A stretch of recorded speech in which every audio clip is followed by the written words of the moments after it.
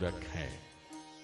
तीर्थ भले ही अलग हैं सबके, पर ज्ञान की धारा एक ही है। क्या है तीर्थों का इतिहास? किस तीर्थ से जुड़ी है कौन सी बात? सर्वधर्म संभाव की विचारधारा को आत्मसात कराता देखिए हमारा खास कार्यक्रम धर्म दर्शन, सिर्फ न्यूज़ वन इंडिया पर।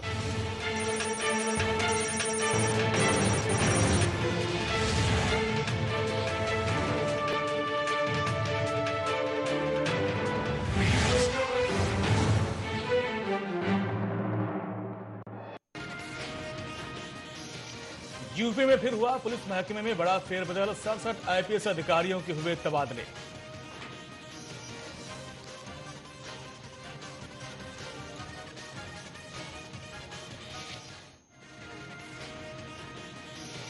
कुलभूषण जाधव को लेकर आईसीजे कल सुनाएगा फैसला। भारत और पाकिस्तान ने कोर्ट में रखी अपनी अपनी दलीलें।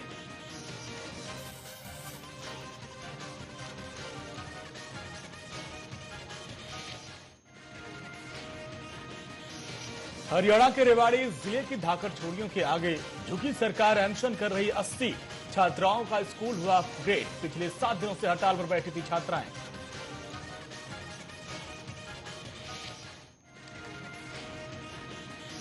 मथुरा में डबल मर्डर मामले में मंत्री श्रीकांत शर्मा के सामने भड़का पीड़ित परिवार। पुलिस पर लगाया लापरवाही का आरोप।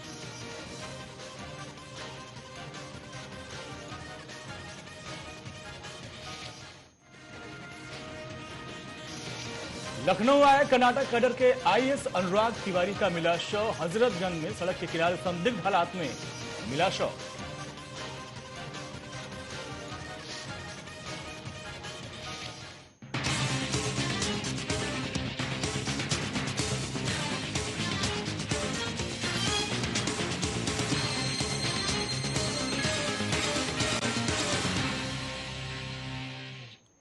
नमस्कार, आप देख रहे हैं न्यूज़ वन इंडिया और मैं हूं आपके साथ अंजनी कुमार सिंह।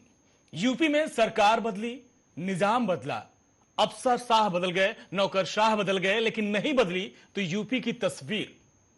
अपराध प्रदेश जिसके नाम से यूपी को जाना जाता था, लेकिन 2 महीने बाद भी अभी उसमें कोई बड़ा बदलाव नहीं हुआ है।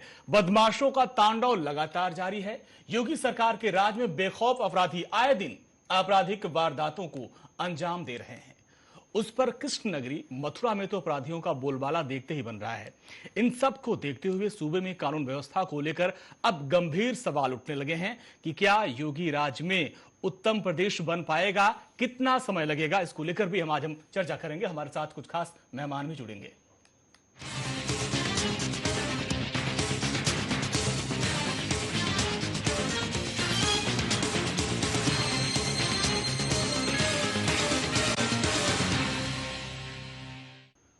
यूपी में इन दिनों अपराधी बेलगाम हो गए और जनता बेबस नजर आ रही है। यूपी को भयमुक्त बनाने में जुटी योगी सरकार को अपराधी कड़ी चुनौती दे रहे हैं। मथुरा की बात करें तो मथुरा में बदमाशों ने ज्वेल शॉप में लूट की और हत्या की सनसनीखेज वारदात को अंजाम दिया, जिसके बाद सूबे में हड़कंप मचा हुआ है। योगी सरकार इस मामले में सख्त नजर आ रही है और सीएम योगी ने मथुरा वारदात में पीड़ित परिजनों के प्रति अपनी संवेदना जाहिर की। डीजीपी को आदेश दिया जांच करने का। इसके बाद डीजीपी सुलखान और मंत्री श्रीकांत शर्मा पीड़ित परिवार से मिलने मथुरा पहुंचे और हालांकि पीड़ित परिवार ने श्रीकांत शर्मा के सामने सरकार की किरकिरी कर दी। वो भड़क गए और पुलिस पर लापरवाही का आरोप भी लगाया। बता दें कि 15 मई को बदमाशों ने एक ज्वेलरी शॉप में फायरिंग की, 4 करोड़ की लूट की और इसमें 2 लोगों की मौत हो गई, जबकि 2 लोग गंभीर रूप से घायल हुए थे। ये तो एक वानगी है। आज जब सुलखान सिंह और मंत्री श्रीकांत शर्मा वहां पहुंचने वाले थे दौरे पर, उसके पहले एक और बड़ी वारदात हुई।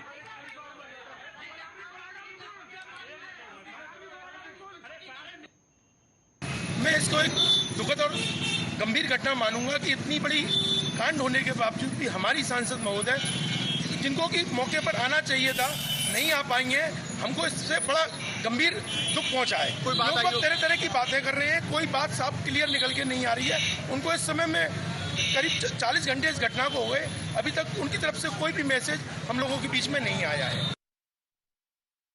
बेहद ही शर्मनाक बात है कि मथुरा के इतिहास की शायद ये सबसे दर्दनाक शर्मनाक घटना हुई है। लेकिन हमारे बड़े दुख के साथ कहना पड़ रहा है कि हमारी जनप्रतिनिधि हैं हेमा मालिनी जी, वो शायद उनके कान पर जू नहीं रहेंगी है, या उनको पता नहीं है, या वो पता ना होने का बहाना कर रही हैं। और वो आज तक यहाँ पर अभी तक हमारे धरने पर हम लोगों को कोई आश्वासन नहीं मिला है उनके द्वारा, ना ही उनके द्वारा कोई हमको अभी तक कोई रेस्पॉन्स मिला है।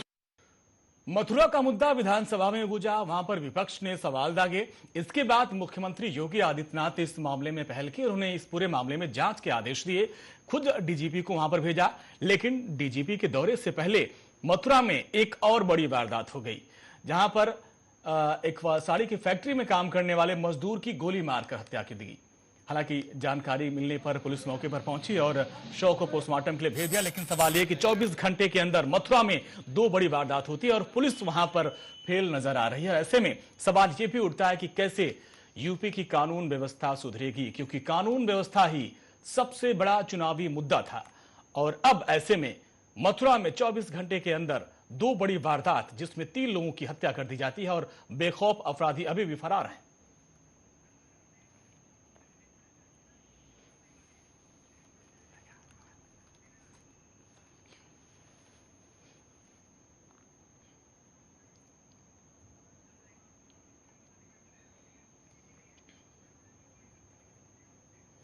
तो जी हां, लगातार जो कानून व्यवस्था की हम बात कर रहे हैं, कानून व्यवस्था गिरती जा रही है और कानून व्यवस्था के मुद्दे पर भी चुनाव लड़ा गया था, लेकिन 60 दिन बीत जाने के बाद कुछ हुआ नहीं।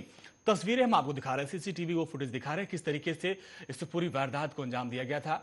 उस दौरान उस शॉप में 4-5 लोग और मौजूद थे। अपराधी वहां पहुंचते हैं, फायरिंग करते हैं, जिसमें 4 लोगों को गोली लगती है, जिसमें 2 लोगों की मौके पर मौत हो जाती है और 2 लोग गंभीर रूप से घायल होते हैं। उनको इलाज के लिए अस्पताल में भर्ती कराया गया है।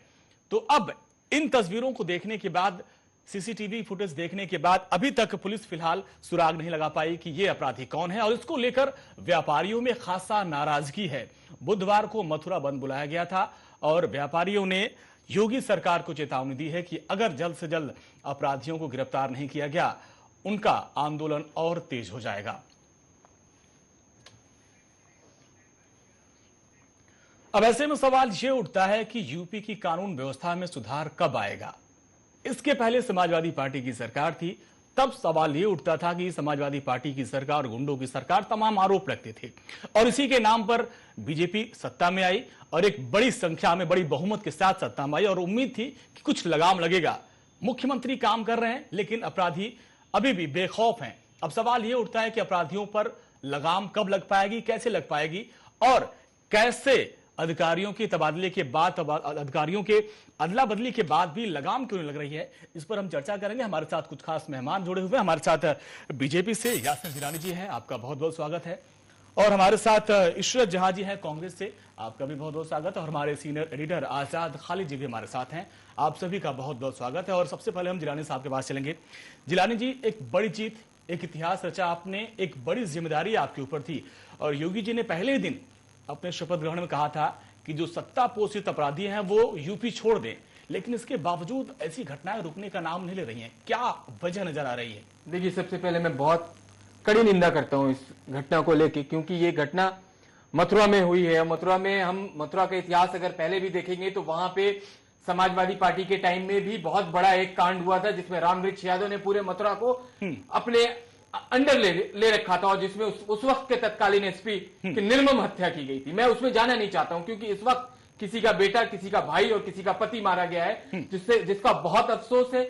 ये घटना बहुत निंदनीय है। लेकिन हमारी देखिए मुख्यमंत्री ने किस तरह से क्विक एक्शन करा कि डीजीपी सुखान साहब और माननीय मंत्री श्रीकांत शर्मा जी को फौरन वहां भेजा। और श्रीकांत शर्मा चूंकि वहां के विधायक भी हैं, उन लोगों ने वायदा किया है कि वहां की जनता से, श्रीकांत जी का प्रोग्राम पहले ही था। नहीं, वो आप कह सकते हैं, लेकिन उन्होंने वादा किया है जनता से वहां के। वो इसी बात पे हम लोग जीत के आए हैं कि हम किसी तरह का क्राइम नहीं होने देंगे।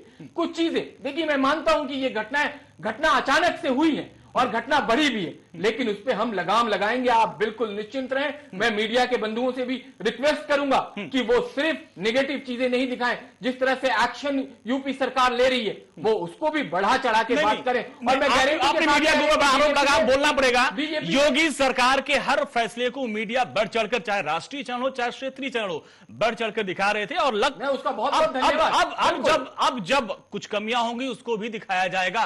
सवाल ये कि 60 दिन में जो 60 दिन में जो अपराध की वारदात कमी हुई है, बजाय अगर आप अच्छे काम करें तो हम यकीनन बिल्कुल नहीं, अगर आप बात करेंगे तो फिर आप बात करेंगे। घटना हुई है, घटना दिखाई है, घटना की निंदा कर रहे हैं हम लोग। देखिए बहुत बड़ी घटना है, उसकी निंदा की जा रही है, घटना दिखा रहे हैं। और हमें अफसोस है इस बात का, क्योंकि जिस परिवार में ये घटना हुई है आप उसके दुख का अंदाजा लगा सकते हैं कि कितना बड़ा दुख है उसके लिए। लेकिन आपको मैं इस चैनल के माध्यम से बताना चाहता हूं और उत्तर प्रदेश के आवाम को बताना चाहता हूं कि 24 घंटे के अंदर अंदर अपराधी पकड़े जाएंगे, जेल के अंदर होंगे। चलिए, बहुत बड़ा बयान दिया जिलानी जी ने कि 24 घंटे के अंदर अपराधी पकड़े जाएंगे। हमारे साथ इशरत जी, इनके इस बयान से, इनकी इस बात से आप सहमत हैं? क्या आपको लगता है कि कानून व्यवस्था में लचर, वाकई वहां पे लचर व्यवस्था है यूपी में अभी? देखिए, भाजपा उत्तर प्रदेश में चुनावों के दौरान जिन कानून व्यवस्था को एक दलील देते हुए सत्ता हथिया कर बैठी थी, आज उसकी सभी ने मैं ये कहूंगी कि बल्कि आज नहीं, पिछले 2 महीने जब से ये योगी सरकार बनी है, आप ये देखिए कि ये कोई पहला वाकया नहीं है कि जो इस तरीके की इतनी दर्दनाक और इतनी शर्मनाक जो ये घटना उत्तर प्रदेश में घटित होती है, बल्कि इसके साथ कई और ऐसी घटनाएं हैं। और मैं कहना चाहूंगी कि सबसे पहला जो मुद्दा उसी में फेल हो गए, और यहाँ पर ये आकर कहावत सच साबित हो जाती है कि जो पूत के पांव है वो पालने में ही नजर आ जाते हैं। मुझे तो आने वाला 5 साल नजर आता है कि जब 2 महीने में अभी इनका ये हाल है कि कानून व्यवस्था जो चरमराई हुई थी उसको बिल्कुल ही इन्होंने इस कदर, मैं कहूंगी कि लोग परेशान हैं, चाहे वो महिलाओं की सुरक्षा की बात हो, चाहे वो अल्पसंख्यकों की, दलितों की या आदिवासियों की बात हो, कि किस तरीके से संगठित तौर पे सोची समझी वारदातें की जा रही हैं जगह जगह। पूरे प्रदेश को जो है इस टाइम मैं कहूंगी कि बहुत अलार्मिंग सिचुएशन में है, और उल्टा चोर कोतवाल को डांटे। यहाँ बैठकर ये बताया जा रहा है कि मीडिया ये दिखाए और ये ना दिखाए। देखिए, ये तो मुझे बहुत हंसी आ रही है कि हमारी कांग्रेस की बहन उस पार्टी से बिलोंग करती है जो करप्शन, क्राइम और क्रिमिनल के जर्नी है। ये लोग, इन्होंने 40 साल में जब तक इनकी सत्ता रही है मुल्क को बर्बाद कर दिया। आप इस तरह की बात ना करें ना, आपकी हैसियत है, आपकी बात बची हुई है। जनता ने आपको नहीं करे, जनता ने उस औकात आपको दिखाई है जो आपके नहीं आप बौखला के आपके पास काम नहीं है, आप मन गलत बातें करने लगे। मानसिक स्थिति मुझे लगता है बिल्कुल भी यासिर जी, हाँ, मेरी मानसिक स्थिति ठीक नहीं है। दिग्विजय सिंह जैसे लोग, इनकी पार्टी के जो कर्णधार हैं, अच्छा पहले आप चेक करें। जिलानी जी हमारे साथ समाजवादी पार्टी से जुड़ गए हैं जी। जिलानी जी इशरत जी रोकेंगे आपको। हमारे साथ समाजवादी पार्टी से प्रवक्ता जुड़ गए हैं सुनील सिंह साजन जी। इशरत जी, चलते हैं लखनऊ, जहां से हमारे साथ साजन जी जुड़ गए हैं, समाजवादी पार्टी के प्रवक्ता हैं। साजन जी, बड़ी गर्मा गर्म बहस चल रही है यहाँ पर। बीजेपी के जो हमारे साथ साथी हैं जिलानी साहब, वो कह रहे हैं कि नहीं, 24 घंटे के अंदर इस पूरी घटना का पर्दाफाश किया जाएगा। एक सेकंड रुकिए इशरत जी, हमारे साथ समाजवादी पार्टी से भी उनके प्रवक्ता जुड़ गए हैं सुनील सिंह साजन जी। साजन जी, बहुत बहुत स्वागत है आपका न्यूज़ 1 इंडिया में। धन्यवाद। साजन जी, बहस बड़ी गर्मा गर्म है यहाँ पर। बीजेपी कह रही है कि मथुरा के घंटे का जो घटना हुई है उसके 24 घंटे के अंदर पर्दाफाश किया जाएगा। आपके ऊपर एक बड़ा आरोप लगाया जाता था कि आपके राज्य में कानून व्यवस्था ढुलमुल रहती है, अब आपका क्या कहना है? नहीं, मेरा कहना कुछ नहीं, मैं केवल वो कहूंगा जो उत्तर प्रदेश में हो रहा है। हाँ, मुझे लगता है वो आप दिखा रहे हैं, उत्तर प्रदेश के लोगों के साथ साथ पूरा देश देख रहा है। हाँ। ये लोग, भारतीय जनता पार्टी के लोग, कानून व्यवस्था के नाम पर चुनाव लड़े। हाँ। आप बताइए, 2 महीने के अंदर कानून व्यवस्था की स्थिति क्या है? हाँ। कानून व्यवस्था संभालता कौन है? कानून व्यवस्था पुलिस संभालती है। पुलिस की कप्तान, महिला कप्तान को इनका विधायक धमका रहा है, इनका एक सांसद दूसरे कप्तान के घर में घुस जा रहा है। हाँ। तो आप सोचिए, एसओ पिट रहा है, सीओ पिट रहा है, पुलिस दौड़ा के पीटी जा रही। और ये शर्मनाक बात तो है ही, सबसे ज्यादा शर्मनाक बात है कि कल हमारे उत्तर प्रदेश के मुख्यमंत्री योगी आदित्यनाथ ने कहा 1 साल के अंदर कानून व्यवस्था ठीक हो जाएगी। 1 साल का कोई मौका देता है कानून व्यवस्था ठीक करने के लिए? नहीं तो सर, 30 दिन में भी तो नहीं हो जाएगी, कुछ समय तो देना पड़ेगा। साजन जी, कुछ तो समय दीजिए। उत्तर प्रदेश के हालात हैं हाँ। जहां दलित पिट रहा है, जहां एक जात दूसरे जात को पीट रही है, एक धर्म दूसरे धर्म को दुश्मन के रूप में देख रहा है। अच्छा। अगर उत्तर प्रदेश का मुख्यमंत्री ये कहेगा 1 साल का मौका है, 1 साल में तो उत्तर प्रदेश खत्म हो जाएगा, जिस हालात उत्तर प्रदेश को आज भारतीय जनता पार्टी ने खड़ा कर दिया है। चलिए जिलानी साहब से हम जवाब ले लेते हैं। साजन जी, नहीं, जब खुलासा होगा तो पैरों तले जमीन खिसक जाएगी। मैं कहना नहीं चाहता हूं टीवी के माध्यम से कौन लोग ये घटना कर रहे हैं, ये पूरा प्रदेश जानता है, लेकिन हम कानून की व्यवस्था को कायम करेंगे, ये हमने अवाम से वायदा किया है। और उसकी व्यवस्था आने वाले टाइम में आप हम ठीक है कि कुछ घटनाएं ऐसी आ गई हैं जिससे आप सवाल उठा रहे हैं, लेकिन इसके पीछे कौन लोग हैं उनका भी पर्दाफाश होगा और बहुत जल्दी पूरी आवाम जो उत्तर प्रदेश की है वो देखेगी कि कौन लोग इन्वॉल्व हैं। फिर मैं पूछूंगा कि कौन कौन से लोग किस किस तरह हमारे साथ हमारे सीनियर एडिटर आजाद खालिद जी भी हैं। आजाद जी, सारी नेताओं की सारी पार्टियों के बयान आपने सुन लिया, लेकिन जो हम लोग अभी चर्चा कर रहे थे कि निजाम बदल गया, नौकरशाह बदल गए, लगभग तमाम जो बड़े अधिकारी थे उनको इधर उधर तबादला किया गया कि नहीं भाई ये कानून पर लगाम लगाएंगे अपराध पर, लेकिन क्या लगता है चूक कहां हो जा रही है? अपराधी की मोनोपोली क्या है? क्यों नहीं अपराधियों पर कानून का खौफ होता है यूपी में? असल में अगर कहा जाए कि ये दस्तूर जबानबंदी है कैसा तेरी महफिल में, तो यहां तो बात करने को भी तरसती है जबान में। आज हालात ये हो गए हैं कि देखिए अभी तीनों पॉलिटिकल पार्टियों के लोग मौजूद थे, एक टेलीफोन पे थे, 2 लोग हमारे साथ मौजूद हैं। दोनों का जो दर्द है वो ये है कि उनकी सरकार और मेरी सरकार, उनके लोग और मेरे लोग, अगर राज खुलेगा तो तुम्हारा नाम आ जाएगा। अजीब सी बात है, कोई भी आदमी रूट्स पर बात नहीं कर रहा। आज भी बहुत बड़ी एक लिस्ट आई है जिसमें बहुत लोगों के तबादले किए गए हैं। सवाल यह है कि वही वर्दी है, वही सब कुछ है, वही तमाम चीजें हैं, सरकार बदली है लेकिन निजाम नहीं बदलता। मैं आपको एग्जांपल देता हूं, थोड़ा सा टाइम लगेगा लेकिन आपको समझ में आएगा कि हम गलत कहां हैं या कौन सी कड़ी कमजोर है। दिल्ली और यूपी मिले हुए हैं गाजियाबाद और नोएडा के बॉर्डर पे। यहां से आप जब दिल्ली में एंटर होते हैं तो दिल्ली चले जाते हैं, और जब इधर से आते हैं तो आप यूपी में आ जाते हैं। आईपीसी वही है, कानून वही है, सब कुछ वही है, लेकिन जब आप दिल्ली में पहुंचते हैं तो आप हेलमेट लगा लेते हैं, सीट बेल्ट लगा लेते हैं, और जब आप दिल्ली से यूपी में आते हैं तो गाजियाबाद में या नोएडा में घुसते आप सीट बेल्ट को खोल देते हैं। वही पुलिस है, वही तमाम चीजें हैं। बिल्कुल, ये चीजों का फर्क सामने आता है कि हम कहां चूक रहे हैं। कानून वही है, सजा वही है। बात यह है कि आज हालात ये हो गए हैं कि पुलिस जो है वो एक दलाल के तौर पे काम कर रही है। बड़े माफी के साथ मैं बात कहना चाहता हूं, खाकी की बड़ी इज्जत करते हैं हम, और अगर कहा जाए तो खाकी बहुत जिम्मेदारी का जितना वो काम करती है, लेकिन उसको जो कंट्रोल करने वाली जो मशीनरी है वो उसका मिसयूज बहुत हद तक कर रही है। आप ये देखें, हर शहर में बाजार लग रहे हैं, वो सड़कों पे हाईवे पे लग जाते हैं। हाँ। पुलिस उनसे मंथली लेती है जी। जब वो मंथली लेगी तो एक छोटे लेवल पे लेगी और बड़े लेवल पे लेगी। जब एक बार मंथली का आपने रास्ता खोल दिया तो कौन कौन लोग उसमें कांटेक्ट करेंगे, कौन कौन लोग पुलिस के नजदीक आएंगे, ये बहुत बहुत इंपॉर्टेंट बात है। आज क्रिमिनल्स की ये सोच हो गई है कि जब हम मंथली दे के दुकान लगा लेते हैं, मंथली दे के हम क्राइम कर लेते हैं, मंथली दे के हम काम निकाल लेते हैं, तो हम बड़े से बड़ा क्राइम दे के भी, क्राइम करने के बाद भी ले दे के काम निपटा लेंगे। और यही मानसिकता जो है वो आज क्राइम को लेके जी बड़ी बात आपने कह दी कि आम आवाम को भी जागरूक होना पड़ेगा। साजन जी जो कि हमारे साथ कम वक्त के लिए जुड़े हुए हैं, साजन जी जिस तरीके से अभी फिलहाल अगर हम 60 दिन की बात करें तो 60 दिन में अगर हमारे पास जो आंकड़े हैं, 60 दिन में जो आंकड़े काफी चौंकाने वाले हैं। अगर हम सिर्फ मार्च अप्रैल की बात करें तो 421 जो मर्डर की घटनाएं आ चुकी हैं और लगभग 393 रेप की घटनाएं। हालांकि ये कोई आधिकारिक आंकड़े नहीं है, मीडिया रिपोर्ट्स हैं, लेकिन इसको देख के आपको क्या लगता है कि सुधार की बजाय और बिगड़ता जा रहा है यूपी?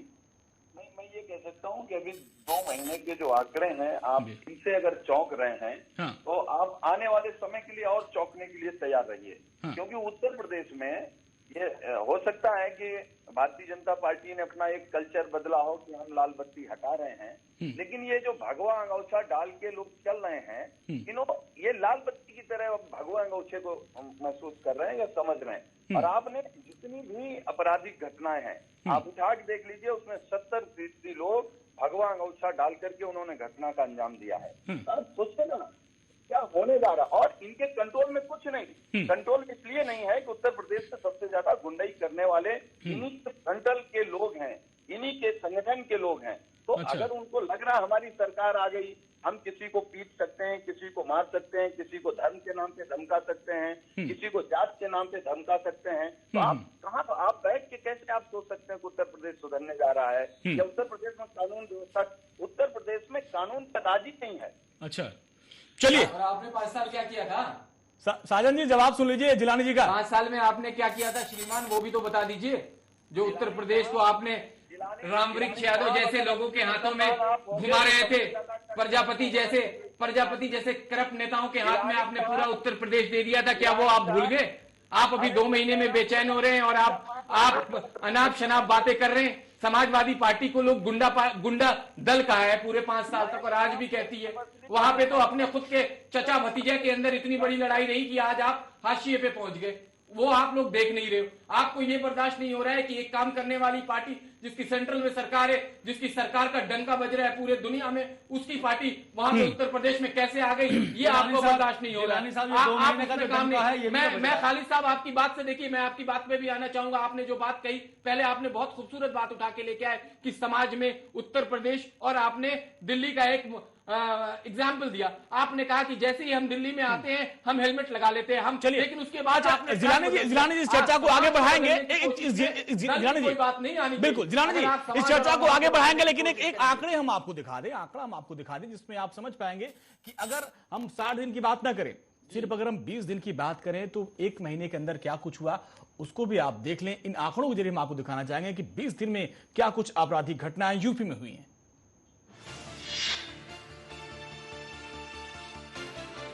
में जातीय हिंसा में कई लोगों की मौत हुई थी। 9 मई 2017 को लखनऊ में रिटायर्ड सूबेदार को 2 बेटियों की इनकी बेरहमी से हत्या कर दी गई थी। 11 मई 2017 को संभल में सांप्रदायिक तनाव फैला था। 12 मई 2017 को अलीगढ़ में गोरक्षकों की गुंडागर्दी, भैंस काटने के आरोप में 6 लोगों की पिटाई की गई थी। 13 मई को कौशाम्बी में बदमाशों ने विवाहिता से गैंगरेप कर उसका शव जला दिया था। 14 मई को बरेली में प्रेमी जोड़ों की हत्या कर दी गई। 15 मई को मथुरा में सराफा व्यापारी के यहां डकैती की गई, और मई में ही सहारनपुर में भी वहां के एसएसपी के आवास पर तोड़फोड़ की गई थी और वहां पर भी काफी बवाल हुआ था। तो ये सिर्फ जो आंकड़े हैं वो 1 महीने के हैं, हम 60 दिन के आंकड़े दिखाएं, ये काफी चौंकाने वाले हैं। तो वहीं यूपी की जो कानून व्यवस्था है जिस पे सवाल उठते थे, लेकिन नई सरकार के आने के बाद अब समाजवादी पार्टी के नेताओं को भी बोलने का मौका मिल गया है। समाजवादी पार्टी के दिग्गज नेता और यूपी के पूर्व कैबिनेट मंत्री आजम खान ने कानून व्यवस्था को लेकर योगी सरकार पर तीखा हमला बोला है। देखिए, जाहिर है हम अपनी बात कहेंगे, वो अपनी बात कहेंगे, लेकिन क्राइम ग्राफ बहुत बढ़ा है, और क्राइम ग्राफ बढ़ा है ये न मेरे कहने से सिद्ध होगा न आपके कहने से। ये सही है कि 2 महीने में अपराध इस हद तक बढ़ा है कि लखनऊ में गेस्ट हाउस के सामने आईएएस ऑफिसर की डेड बॉडी मिलती है। कानून व्यवस्था का ये आलम है कि सीनियर आईपीएस ऑफिसर की बीवी अपनी जान बचाने के लिए भैंस के तबेले में जाकर भैंस के पीछे छुपकर अपनी जान बचाती है। चलिए, अब समाजवादी पार्टी को भी बोलने का मौका मिल गया है, क्योंकि 5 साल तक उनको इसी मुद्दे पर घेरा जाता था और अब वो बीजेपी को घेर रहे हैं। जिलानी साहब, आप बताइए, आप आजम खान जैसे इंसान की बात आप कर रहे हैं जिन्होंने डीजीपी उत्तर प्रदेश को अपनी भैंस ढूंढने के लिए लगा दिया था। इससे ज्यादा विडंबना उस प्रदेश की क्या हो सकती है? मौका बात करें, वो भैंस की बात करें कि भैंस के तबेले के पीछे वो अपनी बात भूल गए कि डीजीपी को लगा के वो अपनी भैंस ढूंढ रहे थे। अपनी बात ये लोग भूल गए। ठीक है कि प्रदेश की हालात इस वक्त थोड़ा सा जो क्राइम रेट है वो बढ़ा है, लेकिन आपसे हम वादा करते, आपसे बार बार ये कह रहा हूं कि आपका शुक्रगुजार हैं हम लोग कि आपने माना कि थोड़ा सा बढ़ा है। नहीं बढ़ा, देखिए जो सामने में माना, आपने ऑन एयर माना, ये बात हम मानते। निकाल के आप निगल नहीं सकते। जो चीज हो रही है सामने वो हो रही है, लेकिन उसकी कड़ी निंदा की जा रही है। तमाम आप देखिए कि आज का जो फैसला हुआ है, आज 67 आईपीएस हमने चेंज किए हैं, कहीं ना कहीं चीजों को दुरुस्त करने में समय लगेगा। 5 साल में इन्होंने कुछ नहीं किया। वैसे सर, जिलानी साहब आपने जो निंदा बम बनाया है बड़ा खतरनाक है। नहीं, इसकी जो इंटेंसिटी है बड़ी खतरनाक है। जब आप हर बातों में बात कहते हैं, जब सुकमा में होता है या कहीं भी होता है निंदा करते हैं, आज भी आप निंदा कर रहे हैं। सवाल ये है कि सहारनपुर के अंदर जो बात कही आजम खान साहब ने, आप पूरी चर्चा आपने सुना, आपको क्या लगता है कि अभी 60 दिन का समय हुआ है, 60 दिन का समय हुआ है, और जिसमें 30 दिन तक वो जो पुराने अधिकारी थे उन्हीं से काम लिया गया था। 30 दिन के बाद पहला फेरबदल हुआ था। क्या आपको लगता है जिस तरीके से जिलानी साहब और सीएम चाह रहे हैं कि उनको कुछ मौका दिया जाए, क्या मौका मिलना चाहिए? अभी से इतनी कड़ी आलोचना ठीक नहीं है? अंजनी जी, मैं बिल्कुल कहना चाहूंगी, पहले तो जो हमारे भाजपा के प्रवक्ता बैठे हैं वो चिल्लाकर बात ना करें और तर्क के साथ अपनी बात को रखें, तो डिबेट का मकसद पूरा होता है, क्योंकि सुनने वाले के कानों को भी अच्छा लगता है। हाँ। और साथ ही साथ ये सुझाव का वक्त नहीं है, भाजपा का आज वो वक्त है कि आज वो सत्ता में आकर बैठ चुके हैं, अब वो सुझाव नहीं दे सकते, अब उन्हें उपाय ढूंढने पड़ेंगे। और मैं बिल्कुल कहना चाहूंगी कि जहां तक सीएम साहब की बात की जाए तो वो बाद में निपटेंगे गुंडा राज से, बाद में निपटेंगे वहां के माफियाओं से। मुझे तो लगता है जो भारतीय जनता पार्टी के बड़े बड़े नेता हैं जिनके अभी हवाले दिए गए थे, और राधा मोहन जी जो एक बहुत बड़ा एग्जाम्पल है, चाहे हम एमपी जो सहारनपुर के एमपी हैं राघव लखनपाल, उनकी भी बात करें तो जो बड़े बड़े नेता हैं, कार्यकर्ता हैं, और हिंदू संगठन के जितने भी, चाहे वो बजरंग दल की बात की जाए, चाहे वो युवा वाहिनी की बात की जाए, पहले इनसे निमट ले। क्योंकि जब भी एक मरीज जो डॉक्टर के पास जाता है तो डॉक्टर बीमारी के कारण देखता है, बाद में उसका इलाज करता है। तो यहाँ बीमारी का कारण तो खुद भाजपा के कार्यकर्ता और नेता बन गए और हिंदू संगठन बन गए। बिल्कुल बिल्कुल, पहले उनसे जूझना पड़ेगा, तब जाके कहीं बहुत बड़ी बात आपने कही है। और कांग्रेस की हमेशा से एक सबसे बड़ी रणनीति रही है कि सांप्रदायिकता की ये बात करते रहे हैं पिछले 7 साल से, इनके पास और कुछ नहीं रहा। आज जो इनकी हालात ऐसी हुई है कि ये बोलने के लायक। जिलानी साहब, इस पर हम चर्चा करेंगे क्योंकि इन्होंने एक बड़ा सवाल उठाया है। जिलानी साहब, एक बड़ा सवाल उठाया है कि आज जो भगवा गमछाधारी हैं, नहीं आपके पास कुछ इतिहास नहीं रहेगा। जिलानी जी इस चीज को मानना पड़ेगा आपको। जिलानी जी, आपके देखिए, मैं हैरान होता हूँ कि कांग्रेस के जितने भी इस तरह के प्रवक्ता मुझे टीवी पे मिलते हैं, इनके जो बड़े सीनियर हैं जो बैठे होते हैं, मीम अफजल और राजीव त्यागी जी, वो उनके पास भी तर्क नहीं रहता। लेकिन जिलानी साहब, आपको ये मानना पड़ेगा, उनके पास काम नहीं है, उनके पास कोई काम नहीं है, उनके पास काम नहीं है। मैं मीम अफजल की बात कर रहा हूँ, वो भी बेचारे हाशिए पे, वो भी हाशिए है कि वो बात तक नहीं कर पाते। आप लोग तैयारी करके आइए, आपके पास तैयारी करके आने बताना चाहूंगी, आप इस चीज को मानिए, यूपी में भगवा गमछा का आतंक है, आपको मानना पड़ेगा। और इस पर भी हम ब्रेक के बाद हम इस पर विस्तार से चर्चा करेंगे। क्या भगवा गमछा का हकीकत क्या, इस पर भी हम बात करेंगे, जो सवाल उठ रहे हैं। संस्कृति को समझेंगे।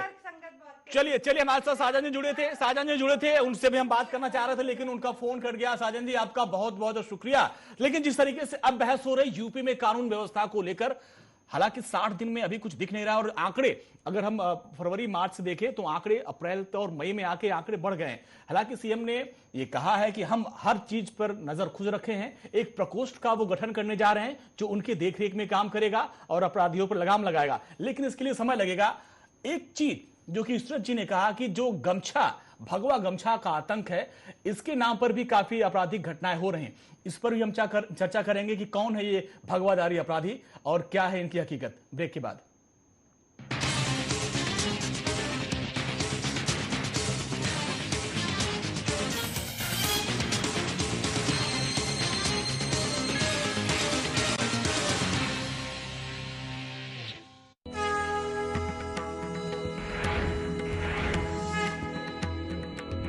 देवभूमि उत्तराखंड, जिसके हर कण में बसे हैं भगवान।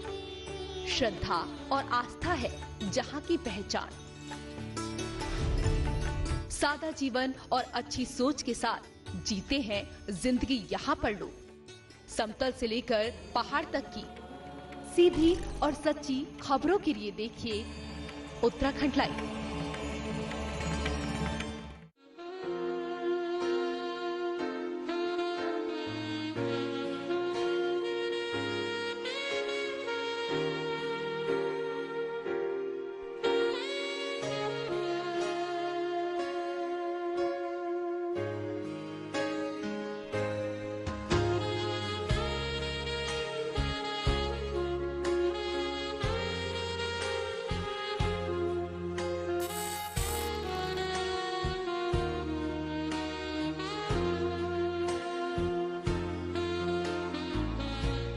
रियल एस्टेट के इतिहास में पहली बार सुपरटेक ने पिछले 3 सालों में 22,217 घर डिलीवर किए। 2017-18 में 15,000 घर डिलीवर करने को तैयार, और प्रधानमंत्री आवास योजना के तहत सुपरटेक तैयार कर रहा है अब 40,000 अफोर्डेबल घर। आपकी दुनिया को आपके करीब लाना आपकी खुशनुमा यादों के लिए एक घर बसाते हुए विश्व स्तरीय सुविधाओं से सराबोर। Supertech, yours for life. Victus water storage tank, मजबूती के साथ गंगा जैसे शुद्ध पानी के लिए हमेशा याद रखें vector water storage tank. Victus for generation ahead. खेल खेल में दिल चाहता है एक छोटी सी छत सर ऊपर, सर पे हाथ रखे जब अपने दिल चाहता है एक हर किसी को एक छत मिले, अजनारा, क्योंकि दिल चाहता है पीस ऑफ माइंड।